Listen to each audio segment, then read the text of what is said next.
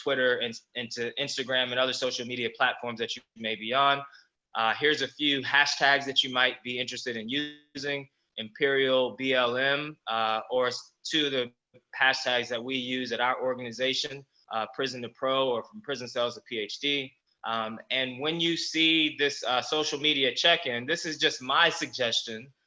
This is a good place to maybe continue the conversation on social media. So when you see that image, feel free to be encouraged to go to Twitter or Instagram or Facebook and make a post. You know, now you can easily screenshot without being awkward about putting your phone up and taking a picture in live events. I encourage you to do that and take pictures, screenshots, and continue the conversation.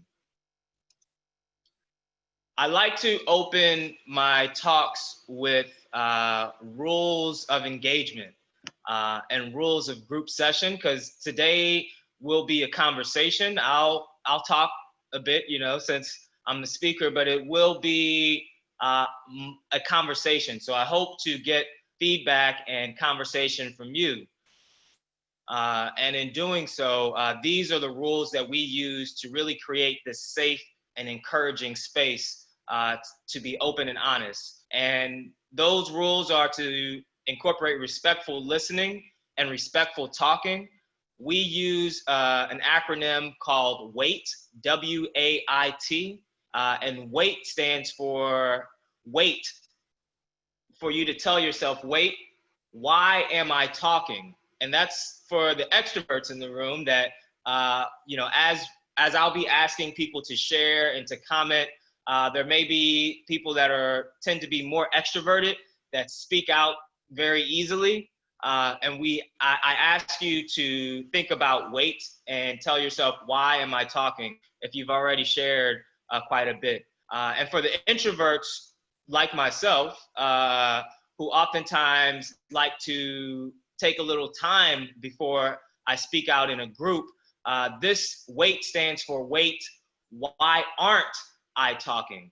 Because we need your input. We need both inputs from extroverts, introverts, and everyone to really have a fruitful conversation.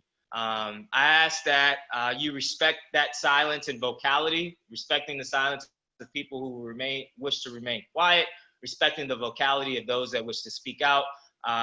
In these types of conversations, it's better to use I statements, not you statements. I hope that we can maintain principles of gratitude. I hope that although your videos are off and you may be cooking breakfast, or I guess it's breakfast time around here, but it's maybe closer to lunch or maybe even early dinner for you.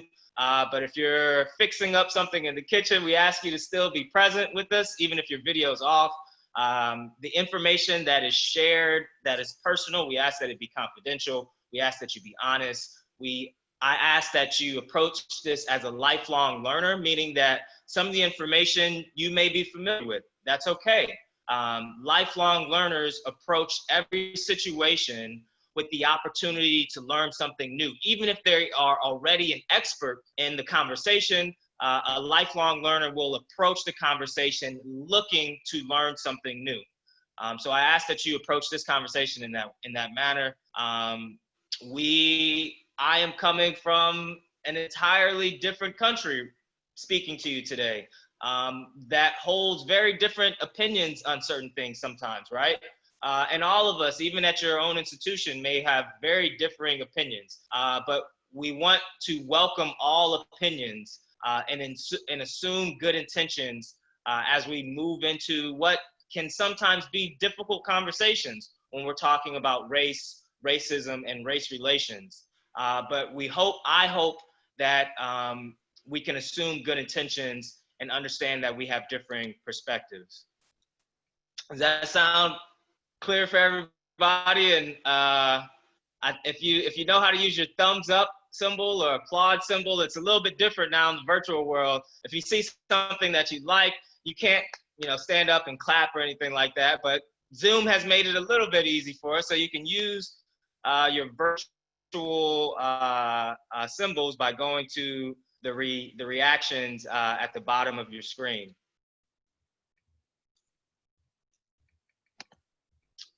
So I want to open up, and I normally have this as a word puzzle, but today we'll just think about it.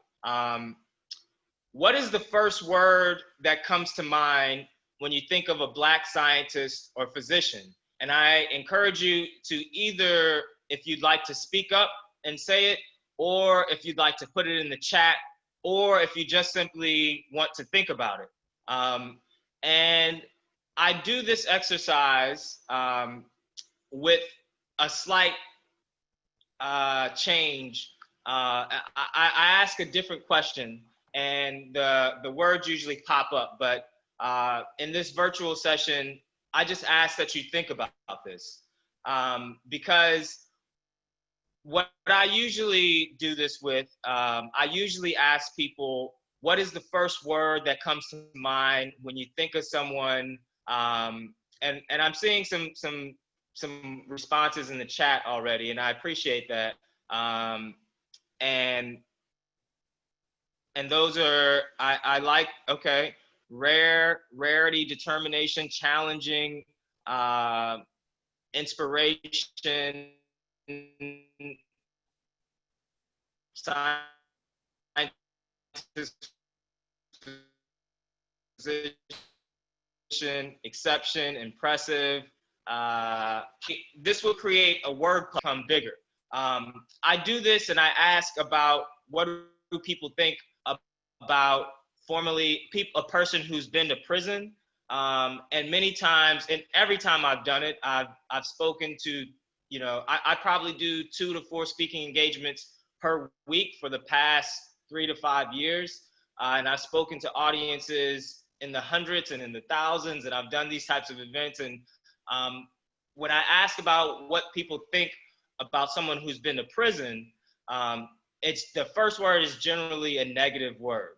And that is unconscious bias. And we'll talk a little bit more about this unconscious bias, that even if you have good conscious intentions, we need to be aware that there's these unconscious biases that help drive the way we think, that drive the way we act. And unless we are taking a real intentional effort at understanding those unconscious biases, we're doing ourselves a disservice in genuinely trying to be better in terms of diversity. And so that's just something, this is a kind of an activity to think about that, and I appreciate those that added in the chat. And those are really some uncelebrated, long, hard journey, not many, wow. These are definitely some good thoughts to think about. And so moving forward, so this is the first poll question. If I could have, there we go. So what percent of Imperial College faculty are BA/ME? Black, Asian, or minority ethnicity?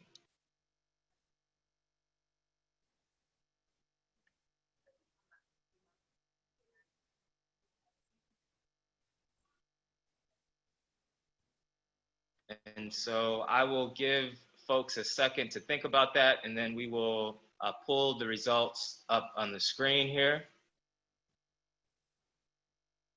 So we are about 71%. It's climbing up. Let's see if we can get into the B range of over 80%. There we go. We have 83% that have voted. This is that engagement part. There's going to be a number of questions that we're asking you to engage in throughout the talk today. So in the interest of time, I'm going to end the poll and share, but be aware that be ready to, whether you're on your phone or on your computer, whatever device that you're on, there are a number of there's more questions. So be prepared to answer these questions throughout the talk. So we're at 84%. So I will end the poll and show and share the results. So can everyone see the results of the poll right now? Thumbs up.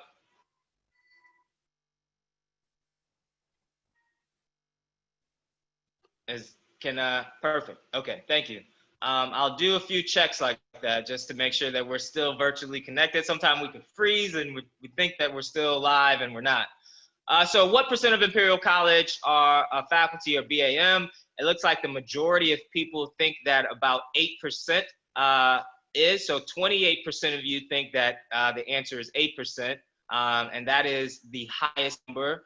The second highest is 4%, and the third highest is 15%. And so the correct response is right at about 4.1. It's 4.1%. And these are your 2019 numbers that were just provided recently from the leadership, to my understanding. And you know, so let's think about that. This is in comparison to London having about 13.3%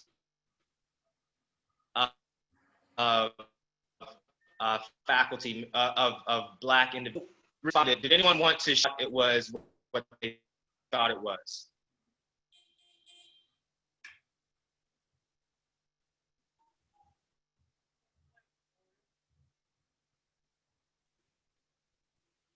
And if you can feel free to unmute yourself if you'd like to comment, or you can also add your comments into the chat as well.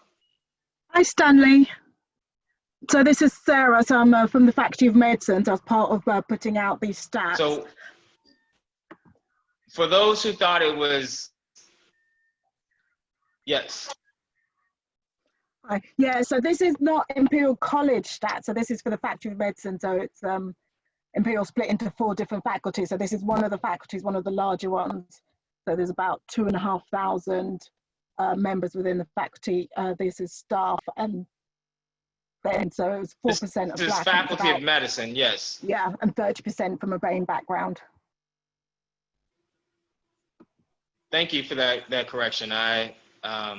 I was just noticing that.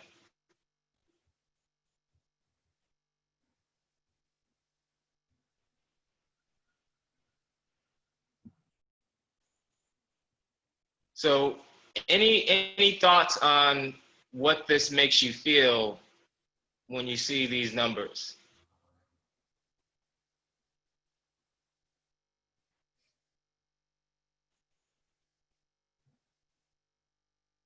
Not surprised. I expected it to be higher.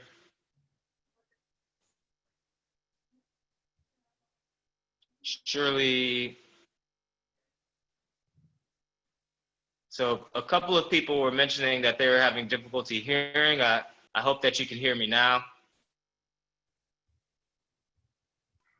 That it's not representative of London's population.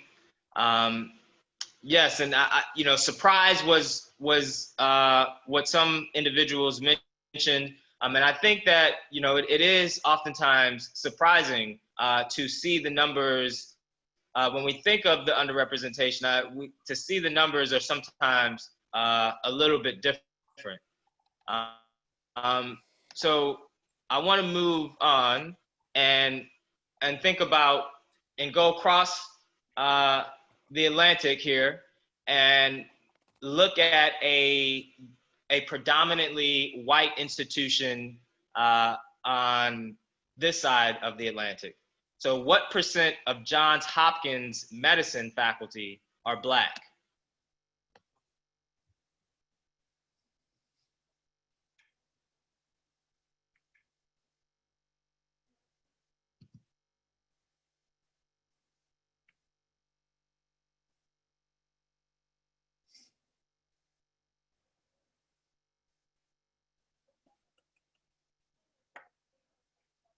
So I'm gonna give it about another 15 seconds.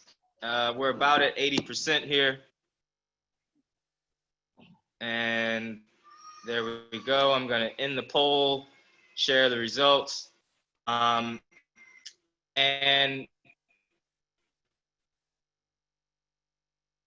it looks as if most people perceive numbers at Imperial in terms of Faculty of Medicine. And the high 37% thought it was about 2%. Does anyone want to give any thoughts as to why they selected what they selected?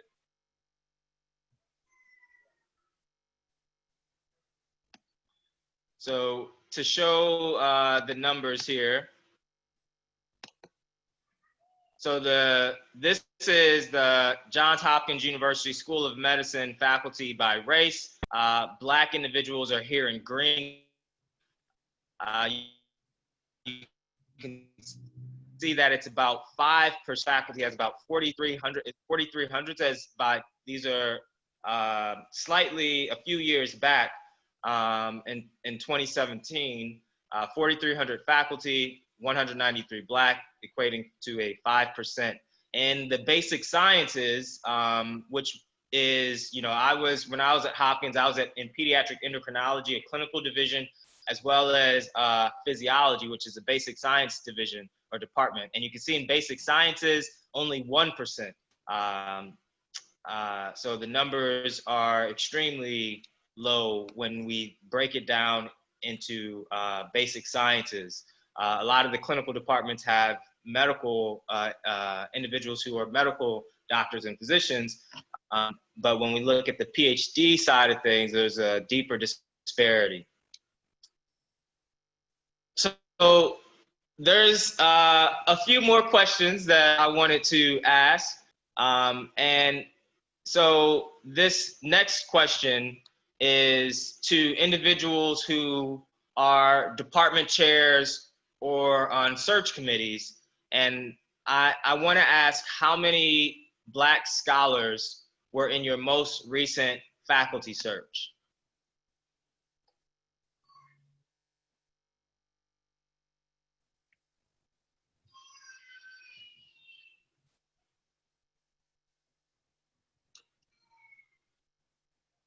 And I'll give this about 30 to 60 seconds.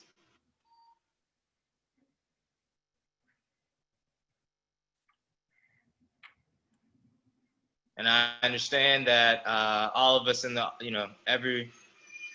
only a percentage of people in the audience will be in this category of being a department chair or having been on a search committee. But this can be a search committee for students, for postdocs, for faculty. And so we have a good number of representation. So I'm going to end the poll and share the results here.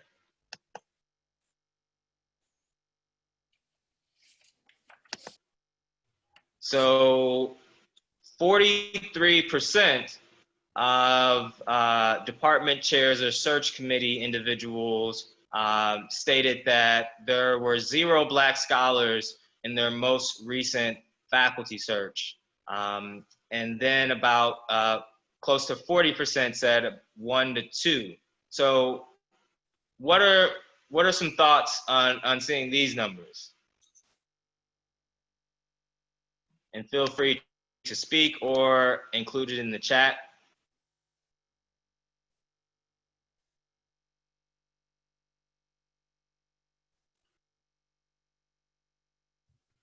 So we're going to talk a little bit more about this. So shocking, shameful, not surprised, really disappointing. And again, as I mentioned, I hope that we're creating, I want you to be in this space of being open and honest and having the safe space to talk about topics that are often difficult and uncomfortable, and really to talk about some of these topics. There needs to be a level of feeling uncomfortable, there needs to be a level of feeling comfort in being uncomfortable. But yes, those are those.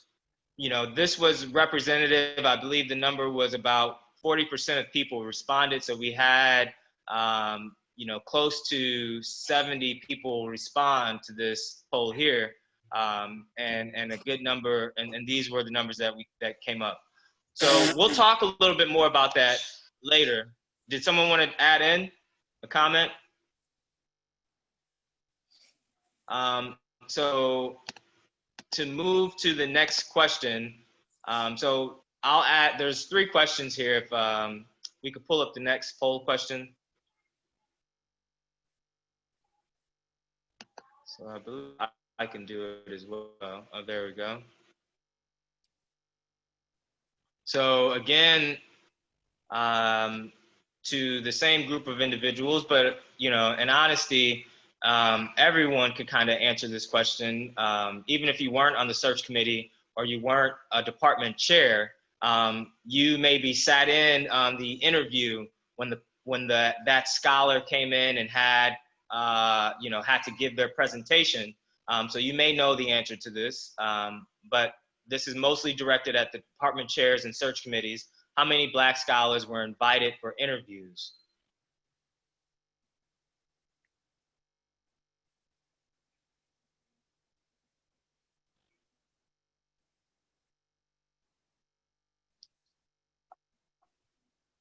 And so I will share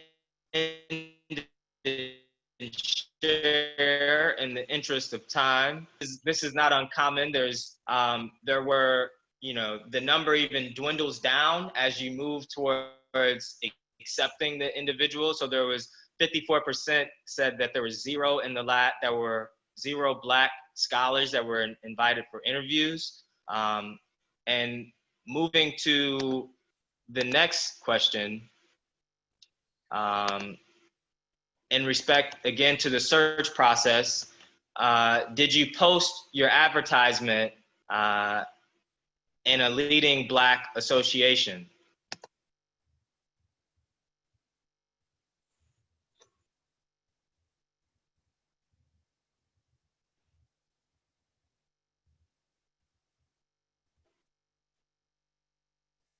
Give it about 30 seconds to get some responses.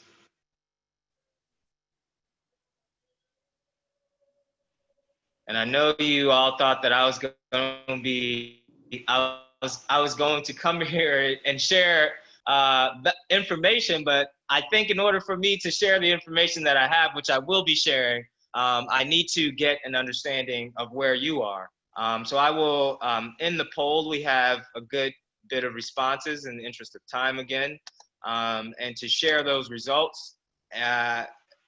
Did you post or advertise in a place where Black scholars would have access to your ad or your advertisement? And 100% that this was not done. And we'll talk a little bit later about this. And you know, the fact that this is that intentionality aspect. Oftentimes, you know, you'll hear and just say that, well, you know, there wasn't any Black individuals that applied. We put the advertisement out and no Black individuals applied. That's, you know, there needs to be more effort done to reach out to those types of scholars. And lastly, the last poll question before we move on, did you contact a consultant to investigate how to effectively recruit Black scholars?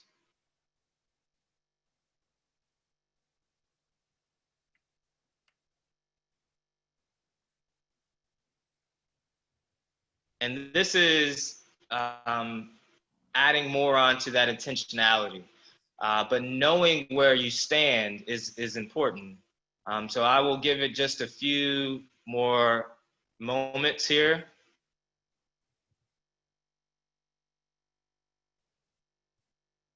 And I'll end the poll there and share the results.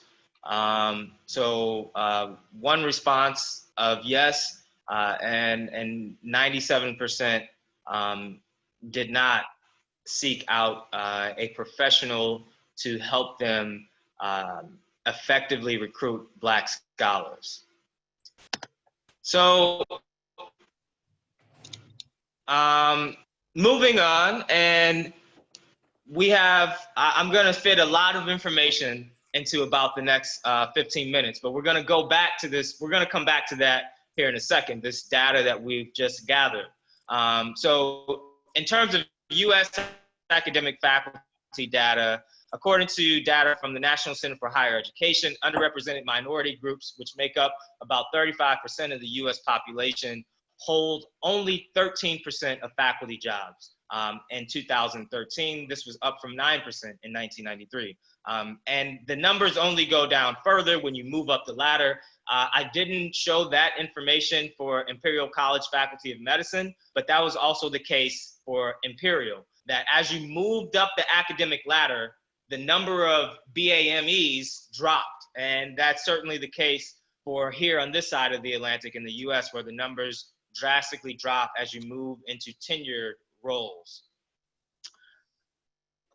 So something that is worth sharing. So I have our social media icon here for you to check in. We must understand where we came from to understand where we are going. And so I will spend the next several slides talking about where I have gone, where I've come from, and where we've come from as well. And I want to start that off for my personal story with global incarceration.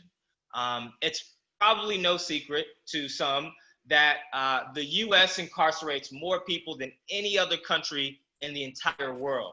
We incarcerate at a rate higher than places like Russia, North Korea, China, places that are considered to have communist politics, backwards politics. We incarcerate more than they do.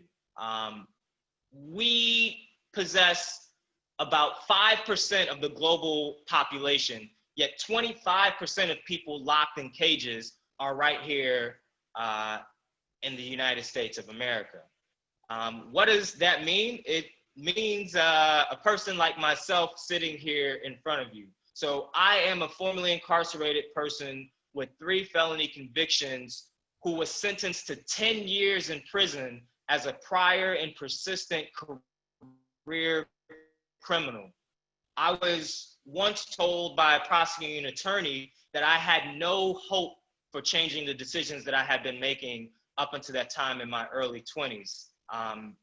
As my introduction outlined, I am now an endocrinologist scientist and professor at Howard University College of Medicine, as well as an alumni adjunct assistant professor at Johns Hopkins Medicine, as well as a visiting professor at Georgetown Medical Center. I would say that I probably changed a little bit from what this prosecutor was prophesizing in my early 20s. But this damaging system that we're in perpetuates this violence towards individuals that look like me. And oftentimes that's not the way that we tend to think about the situation. For me, I was fortunate enough to have this mentor step into my life that saw a different trajectory for me. He saw this potential and he started investing in this potential. That tied into my father losing, after 2 years and multiple surgeries and amputations, losing his battle with type 2 diabetes during my incarceration and passing away. That dealing with that emotional devastation, I turned that into inspiration to pursue what I do now as an endocrinologist. When it was time for me to leave prison and come back to the community, I was very motivated to continue my education. I applied to a number of different places of higher education, and I was rejected from every single one. Almost just rejection after rejection after rejection after rejection. The only place that I was accepted to was St. Louis University, where this mentor was on the admissions committee. St. Louis University offered me the second chance, and this mentor helped facilitate that second chance, and I ran with it. I ended up completing my MBA and Ph.D. in 4 years at the top of my class, in less time than most other individuals who pursue those types of careers. Moving on to Johns Hopkins, then eventually moving on to Howard University. That's background. Now I want to spend a little bit of time on our background as a nation in the US. And I want to talk about this idea of different social problems that we've had. I'm going to start this conversation about the US. When US started, from the Revolutionary War, and there was slavery going on. Then we move a little bit forward, and people start to think that slavery may not be the right way that we should be doing things. And the US has yet another war, another conflict to change the way its social structure is. And we have the Civil War. We have something called Reconstruction, because things were broken down almost. And so the US needed to restructure them. And they call this time Reconstruction. Yet what Reconstruction did was just change how we controlled and dominated and tortured Black people. It just got rid of the name and changed it up from slavery to something different. And that something different was called Jim Crow. And there were laws in place to keep Black people at the bottom of this social structure. And then we started to realize that, hey, Jim Crow is like, Black people are literally getting hanged in the centers of town. We need to do something about this. Slavery is gone, but there's clearly still this problem. And so one of our presidents, FDR, started this thing called the New Deal, which was kind of a big deal. And it made this administrative structure called FHA, the Federal Housing Administration. Many of you may be familiar or may not be familiar with FHA. One of the big things FHA did was it designated these zones. And so it had 4 different zones. Zones 1 through 3 were white individuals from high income to middle income to low income. Zone 4 were all Black individuals, regardless of their income. And this is how they broke up housing, literally in these maps.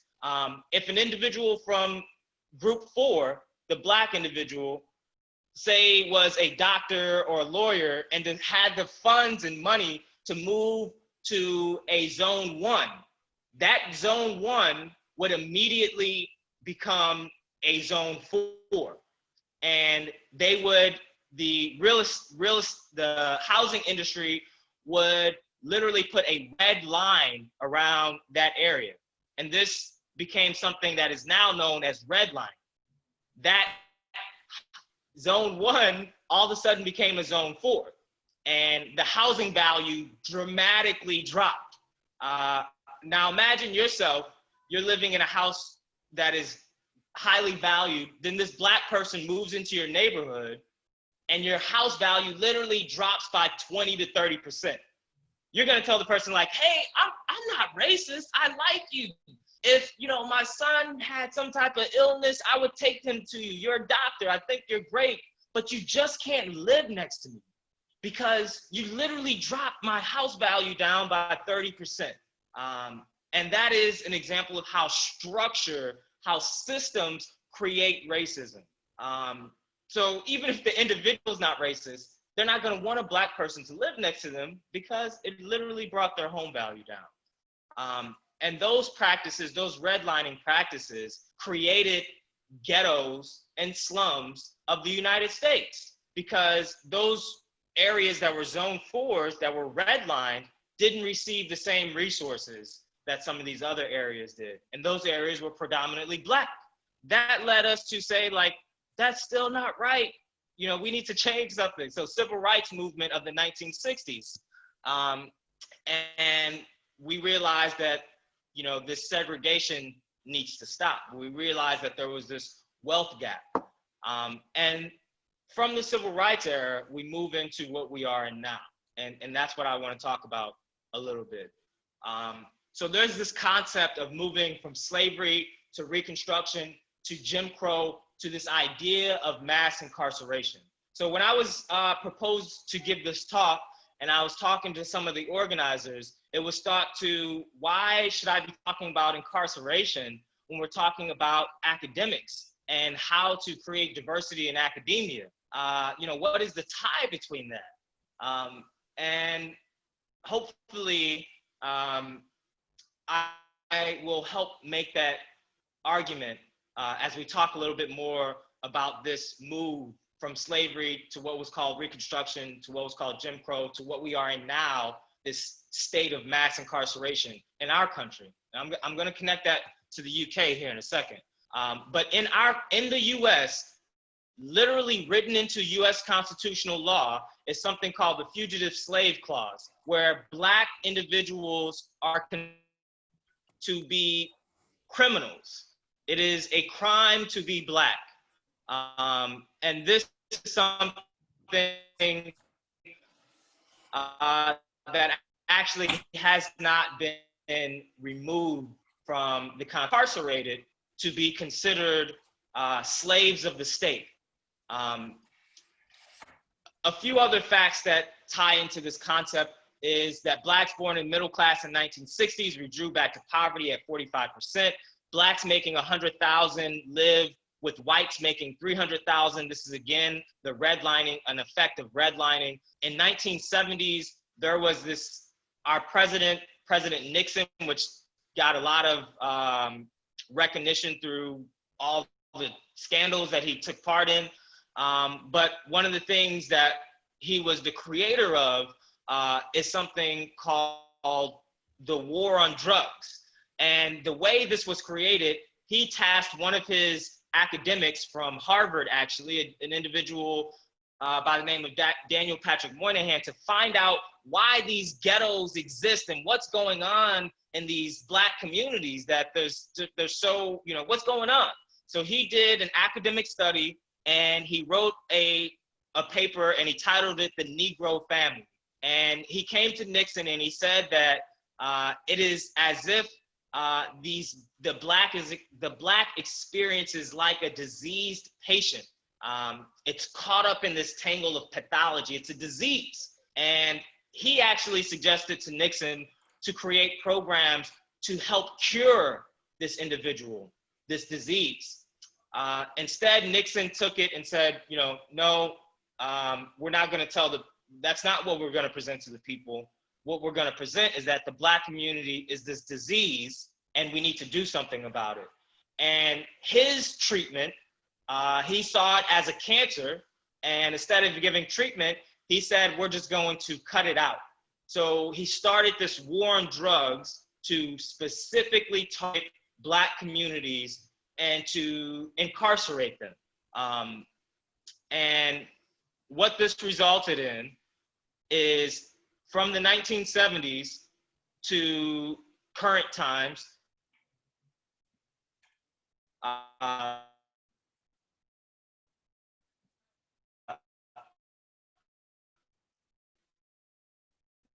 there was an 800% increase in incarceration in the, like, Baltimore, which is primarily Black. I could literally look into this in 1, 2, 3, you're going to go to prison. 1 in 3 Black men in the US can expect to go to prison in their lifetime. And this is in comparison this is nearly 7 times higher in comparison to white men. It's similar in Black and white women as well, where Black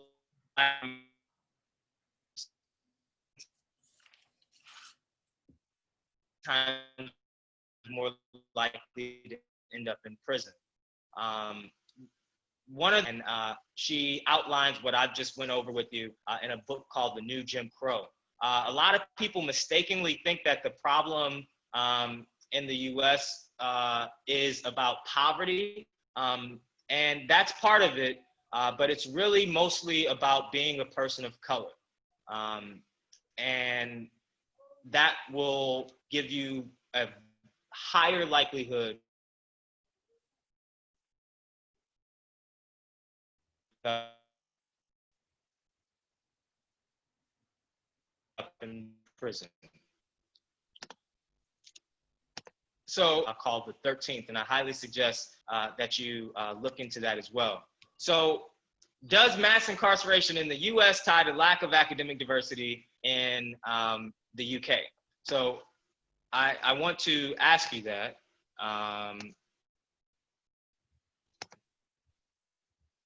One, to see if you all are still with me.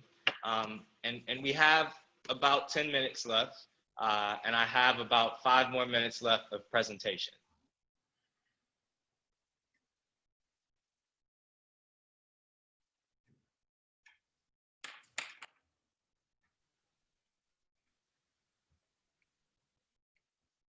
And just to give a glimpse at what people are thinking, most people feel that yes, it does. Some people say maybe. A few folks say no, not really. Okay, so I want to share, if we can move to the next poll question.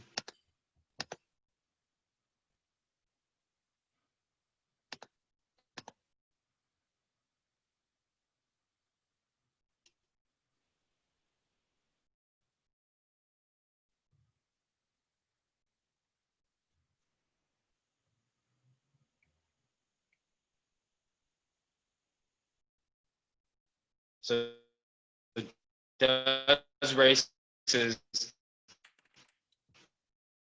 be that most individuals say that it does?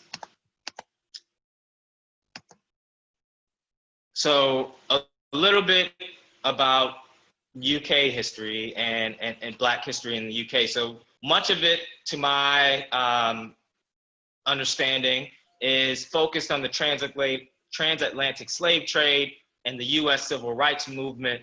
But there's scholars in the UK, one of them in particular is something called the Black Curriculum, which is looking to bring more Black history to schools in the UK, feels that there's an omission of different histories and narratives, and this is directly saying something to the people in the nation.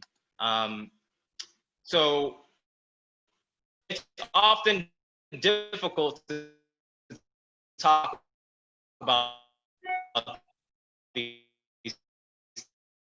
things. I mentioned that these are two good books to really look into in terms of race. When did the first groups of Black people arrive in Britain? A lot of people think that it's during that shows that it dates back all the way to the 4th century with a finding called the Ivory Bengal Lady. There's also evidence of Black individuals who were in Henry VIII's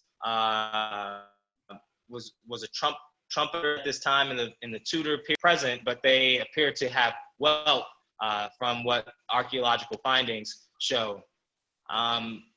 Additionally, you know, I know on our side, it's often seen as Meghan Markle is, there's different thoughts on her and what it is that now that there's potentially a Black person within the heir. But this is actually not the first Black person. There was evidence that Queen Charlotte had African ancestry dating back to several centuries ago.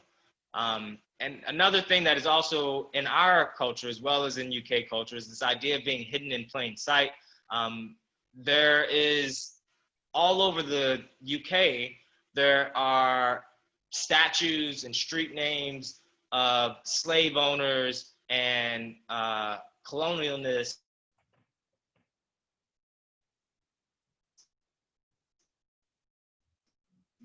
that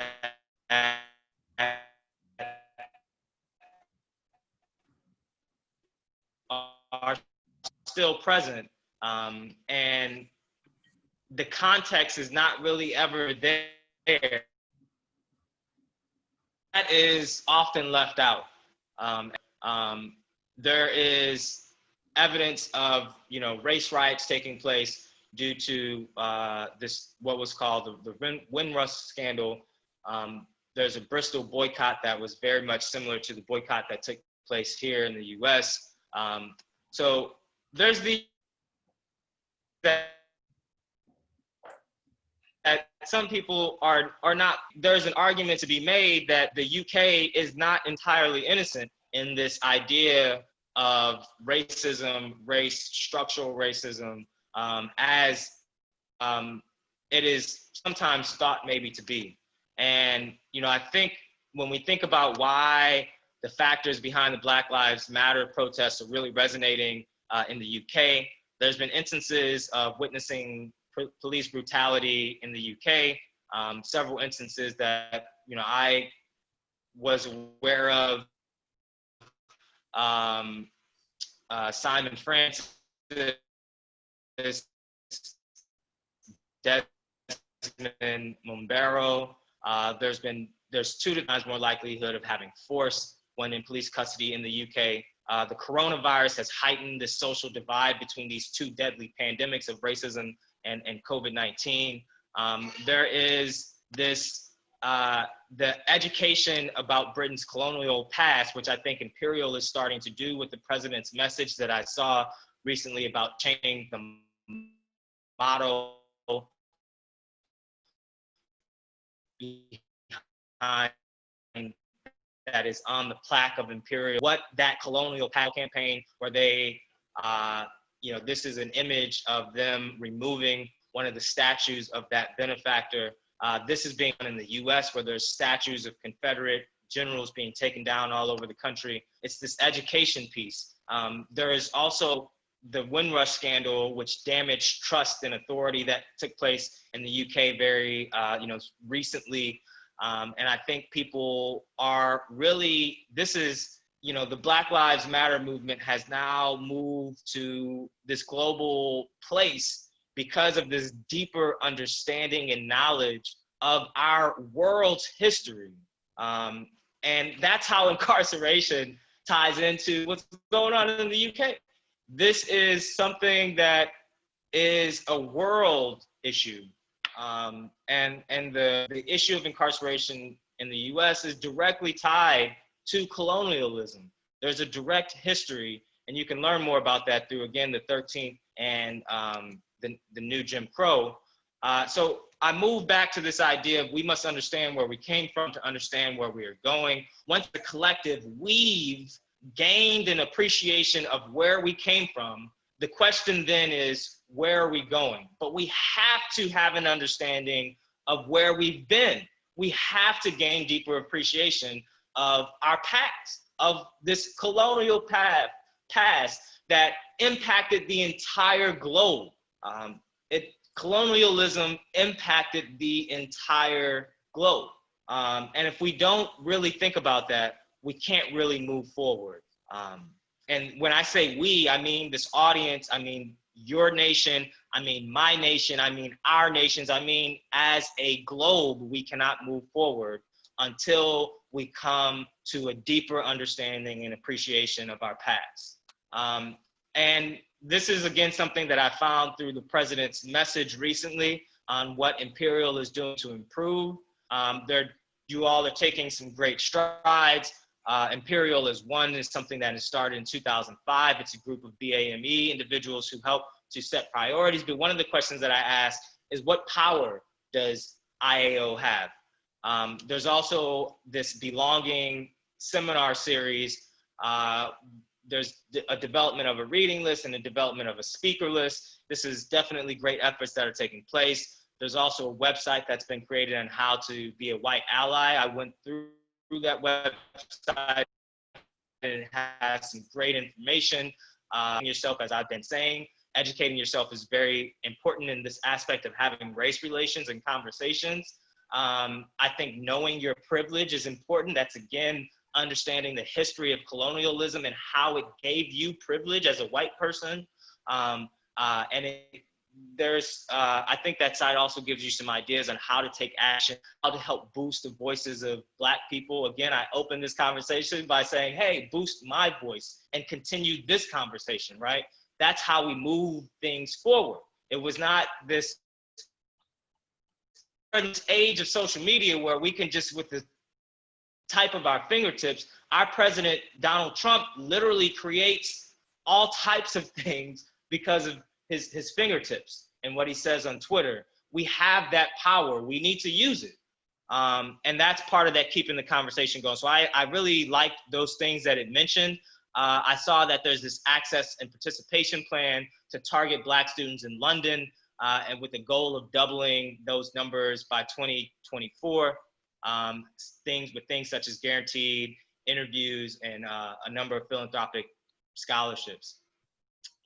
So solutions to increasing academic diversity. So I actually do day-long workshops, and one of the things that I mentioned as Alina was thinking about me coming out and speaking, I'm trying to condense the knowledge part. When I do my workshops, I can't really engage people until we are at a baseline understanding of our past. And so this conversation was just scratching the surface of getting to this baseline understanding. And it's at that point during my workshops that I would begin to start to do more activities and more engagement. But we can't really begin that until we're at a baseline. One of the ways that I compare that, it's like if you're at an art gallery and you're standing next to someone and you're looking in a direction and you appear and think that you're looking at the same picture, but the art gallery has actually two different pictures right next to each other. So you think you guys are standing right next to each other, so you would think that you're looking at the same picture, but you're actually looking at different pictures. If we are not in the same frame or looking at the same frame, we can't really have a conversation. So there needs to be that understanding. And one of the things that my workshops goes through is this idea of diversity report cards. And one of those things are hiring practices. And if we go back to the questions that I asked at the beginning, and with these diversity report cards, you tie them to a grade, and that grade is tied to money that the department receives. If the department fails, receives a D or an F, they lose money from the university. If the department succeeds and gets a passing grade, if it's a C, there's nothing. If there's an A or B, there's an increase. If there's an A, there's an even more increase in the amount of funds that they receive. Until we tie this intentionally to making change, there won't be change. And we saw that in your numbers. And these are numbers that I see in many universities here in the US as well. 0 Black or brown individuals within their search. Many of them say that, well, no one applied. And there's 0 effort to reach out to those individuals. If you get this type of diversity score, you lose money. That's the way it should be. If you get a good diversity score, you gain money.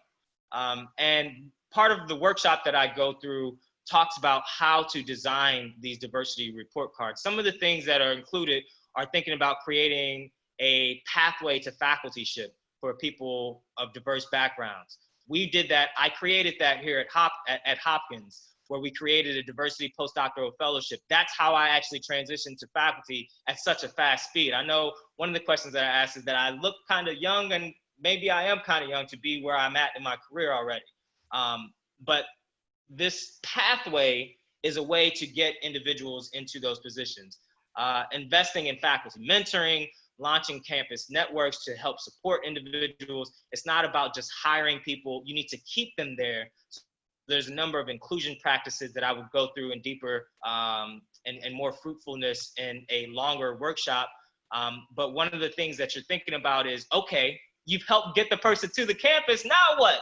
Now they're there and they feel isolated. They're not succeeding, they're not publishing as well, and now you're penalizing them because they're not publishing, and you think they're just not working hard enough, but really they're not being supported strong enough. And this is this idea of inclusion, and there's a number of different things that I would normally go into, but we're short on time. And this idea of reaping the benefits and minimizing challenges is another thing that we go through in deeper fruitfulness within my workshops, thinking about something called the implicit associations test. You can freely take this. Many of you maybe heard about it through Harvard to check our implicit biases, consciously striving to minimize these things by questioning your judgment. So for those people that answered that there were 0 Black people in their search, 0 Black people in their interviews, question your judgments and decisions. Why? Ask yourself, why is that? Would your decision have changed if race, sex, etc. was in that conversation? And lastly, I want to talk to you about just mention the power of proximity. So really seeking opportunities to interact with women and minorities will help in changing those implicit biases that you may have. And you can reach at my website, at my organization's website, there's more information on setting up one of our workshops called Equity in College Admissions and Hiring. So I'm a few minutes over. Why does Black Lives Matter? Because the studies say so. That's, because we agree with that. 69% of faculty agree that diversity is important in developing students' willingness to examine their own perspectives. 70% reported that diversity is important in exposing students to new perspectives. Students believe that it's important because they're moving into this global, multicultural world and they want to be prepared for that. Black lives does indeed matter in science and medicine. Some additional suggested reading, as I believe that education is the real importance to really starting the conversation. White Fragility is a very good book by Robin DiAngelo. So You Want to Talk About Race is another good book. How to Be an Anti-Racist is a very powerful book. Learn more about this particular topic. And I intended to have a breakout room to really think about this, but I understand that we're a little bit out of time. But I want to just pull the last poll question and ask individuals, were any of the topics today new information or deeper appreciation of something previously unknown? And we actually, we didn't mention this at the beginning, but we're actually opening the space for about 30 more minutes for those who wish to stay and engage and ask a few more questions. I do apologize that I'm about 10 minutes over, well, really about 7 minutes over. And I really wanted to have the opportunity for questions. So we will skip the breakout where I was hoping to have you break out and think about a few questions. For those who maybe are willing to stay another 15 to 20 minutes, we can maybe have that breakout session after the question and answers. Because I think, again, as I was mentioning, I normally do this in a workshop format where I'm with individuals for several hours, even a couple of days. And so we could take a lot more time in digesting and dissecting some of these ideas and this conversation a little bit more. But this is kind of just a scrape. And so we don't quite have that time. But with that in mind, for those that are interested, I think maybe we can open up that time after Q&A. And this is more so not much for discussion, but again, coming at the lifelong learning thing, it looks like there were several individuals, a good amount of individuals that took away new information or a deeper appreciation. And I, of course, appreciate that feedback. And with that, I will close and open to questions and answers. And thank you for your time and thank you for the invitation. So thank you, Professor Andrisse. My name's Leslie Regan. I'm an obstetrician and gynecologist, a clinician at Imperial. I've been here for nearly 30 years. But I chair the People and Culture Committee for the Department of Metabolism, Digestion and Reproduction. And we're very proud of the fact that we managed to get a silver award recently the Athena Swan Awards, which our first ever female chief medical officer introduced when she was running the National Institute for Health Research, means that now university departments in England, well, in the United Kingdom, in fact, are not able to apply for certain grant awards unless they can show diversity amongst their faculty in their department. So we're very proud of the fact that our particular group started as a group of surgeons who predominantly tend to be a particular type of phenotype, and that we managed to actually get a silver award. And we want to build on that reputation from our Athena Swan activity. We've morphed it into people and culture because we think this is not about gender, it's about far more, as you've beautifully highlighted to us today. So one of my really great privileges this afternoon, it's your morning I know, but this afternoon for most of us here, is to thank you for your inspirational talk and for the insights that you've given us and for the food for thought that you've also very provocatively provided us with. And I'm just going to wait up for a few more questions that might come up on the chat, which we can ask you about. But I think what I would like to ask you, if I may, is you very generously shared with us the fact that one of the emotional down points in your life was when you were not able to be with your father when he was dying from complications of type 2 diabetes. But I wanted to ask you, what was your light bulb moment when you were incarcerated that made you sure that you needed to turn a corner? If you don't mind sharing it with us, because I think that would be even more inspiring to hear. Sure. So I definitely kind of sped through that particular point. But the light bulb moment was the challenges that I was going through with my father, the emotional difficulty. So death is challenging for anyone, no matter what place that you're in. Dealing with the death of a loved one is difficult, but dealing with the death of a loved one while you're literally locked in a cage, and for part of the time when my father was going through these complications, I was in solitary confinement. I was in a hole. I was literally locked in a place with no windows, and dealing with that emotional struggle really brought me to say that I can't do this. I don't want to be. I can't believe that my father they're literally chopping him into pieces, and I am locked in this cage. And it was just the emotional moment for me that I said that this cannot be my life.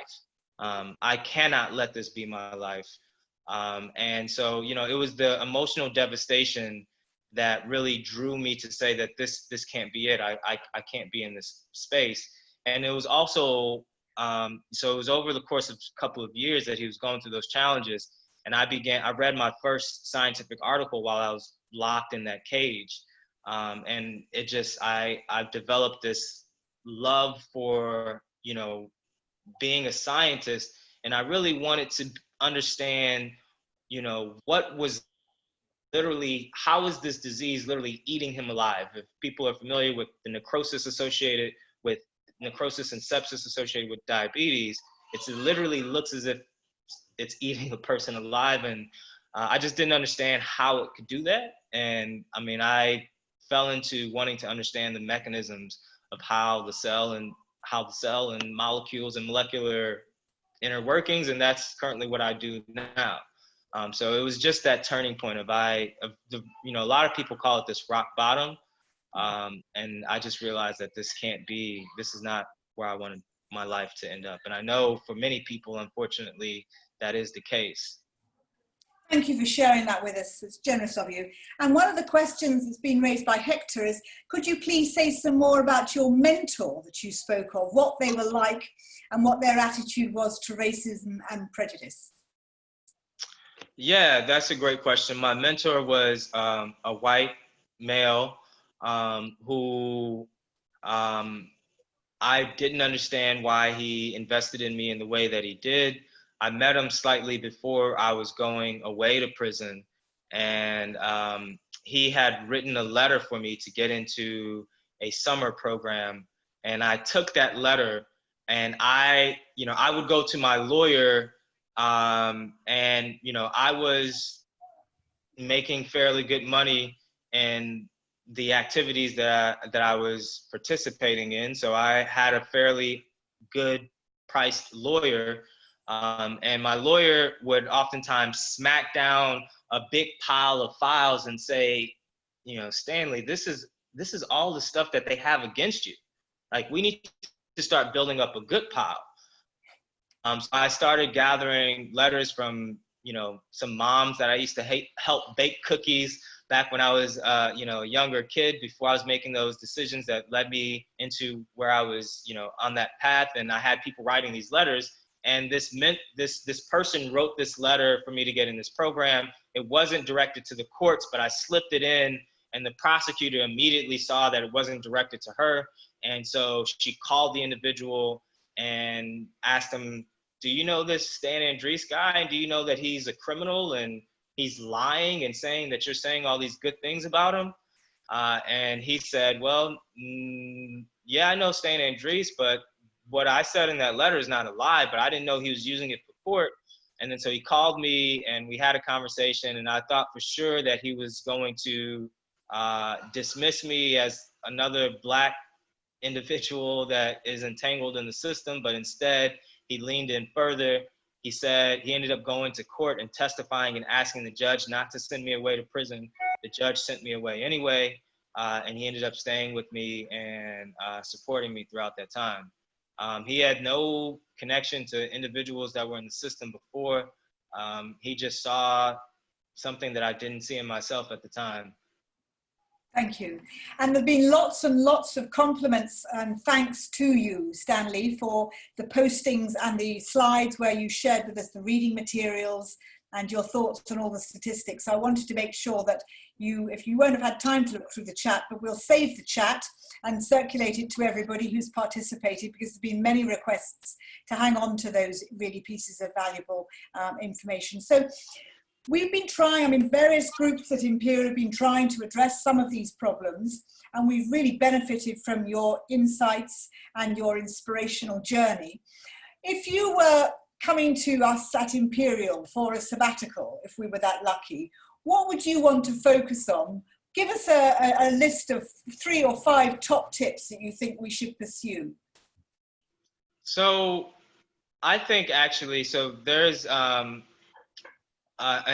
individual that comes from, I'm forgetting the university that she attended, but she's an academic from the UK who's now in the US, who's working towards remedying this disruption that we see in the US that's called the school to prison pipeline. And she believes the way to remedy that is focusing on early childhood education and secondary education. My focus is, of course, post-secondary education in my organization, but she's actually interested in looking at how the UK has implemented different structures around early childhood education and looking to model that in the US. So I would be interested in learning more about how, and my wife's an elementary school teacher, so I really believe that our systems, an individual like myself was directed, the path to prison was much more prominent than a path to STEM for me. Yeah. And there's this disinvestment in youth that look like me. And it's a system thing where there's a lot of systems that are failing, the school system being one. So, non-scientifically, I think looking at how we can improve early childhood education for people of color is something that is of interest to me. I think it's incredibly important, the points you make. One of my particular heroes is an epidemiologist called Michael Marmot, who in the UK has done an enormous amount to try and talk about equality and disadvantage. And one of his favorite points is to talk about ACE, which stands for Adverse Childhood Events. Yes. And that you can translate all forms of ill health and sad behavior in later life back to these ACE or Adverse Childhood Events. Right. Can I share with you a comment from one of my senior colleagues, Professor Waljit Dillo, who's saying there's lots of data collected and Black Lives Matter now high on our agenda, but we need action rather than more talk from institutions. So what do we need to do to ensure we nurture the talent from school to university to faculty? Sure. So I encourage you all to contact me and connect with me on any of these platforms, and we can have a deeper discussion on that. I think there needs to be more time. I would, I would normally elaborate on some of these topics that I mentioned here in ways of taking direct action. And I just, there's not enough time in this venue to really dive deep into some of these hiring practices that I've helped Johns Hopkins implement, and some of these inclusion practices that I've helped Johns Hopkins implement, as well as my now home institution of Howard University, which of course it's an HBCU, so it just operates a little bit differently in having some of those structures in place. But I think there's the time aspect doesn't allow me to really dive deep into the action aspect. So I would be more than happy to talk about that at a later time, or if people want to connect with me individually, that would be something that I would be more than happy to do.